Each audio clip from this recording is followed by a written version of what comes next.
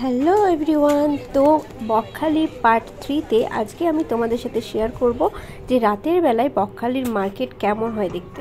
তো সেখানে আমরা মার্কেটে গিয়ে আমরা দেখতে পেলাম এত সুন্দর একজন নাচ করছিল, তো খুবই ভালো ছিল নাচটা।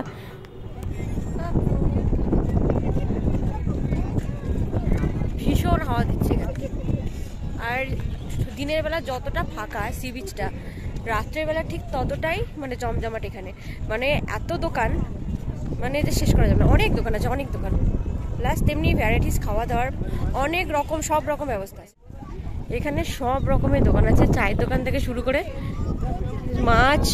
প্রথমেই আমরা 1 কাপ করে চা খেয়ে নিলাম সবাই মিলে, তারপর গেছিলাম সমস্ত মার্কেটটা এক্সপ্লোর করতে। আর চারিদিকে মাছ, মানে সমস্ত রকমের খাবার আছে, কি বলবো কোনটা ছেড়ে কোনটা বলবো, এত রকমের এত ভ্যারাইটিসের মাছ ছিল, কাঁকড়া ছিল, প্লাস হচ্ছে অনেক রকমের খাবার ছিল।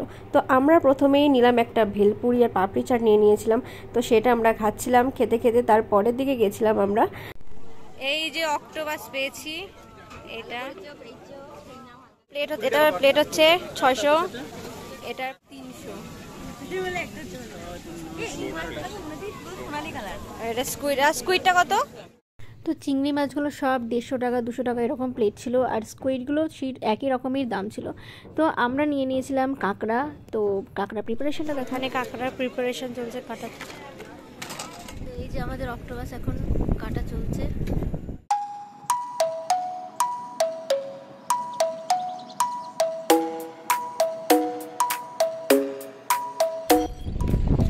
এই জাস্ট অক্টোপাসটা রান্না হয়ে আসলো, নিলাম। এবার এটাকে খেয়ে দেখবো যে এটা কেমন খেতে লাগে। ফার্স্ট টাইম আমি এটাকে ট্রাই করছি, জানি না কেমন খেতে লাগবে।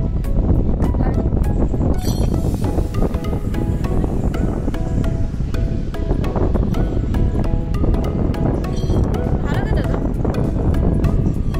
স্টমাকের মতো খেতে, সত্যি ভালো খেতে।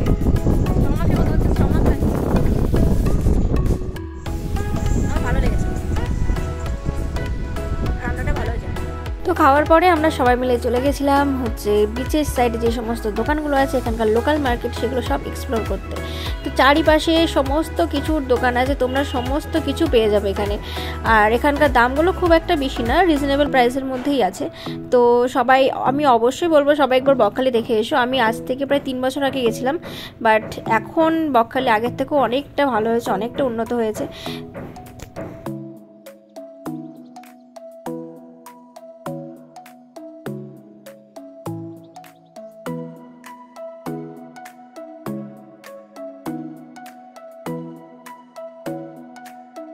তো আমাদের বাড়ির জন্য অনেক কিছু কেনাকাটা ছিল, সেগুলো করে আমরা তারপর এবার বাড়ির দিকে রওনা দেবো। কিন্তু তার আগে দেখো এই পুতুলটা আমার খুবই ভালো লেগেছে।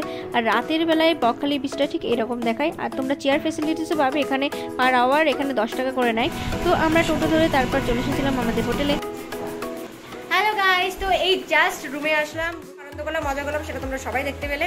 আর বাজারে দেখলে অনেক রকমের মাছ আছে, তো এই নিয়ে আমি নেক্সট আরেকটা ব্লগ বানাবো। তো আজকে আমরা যে হোটেলে স্টে করছি, আজকের দিনটা হোটেলেই থাকলাম।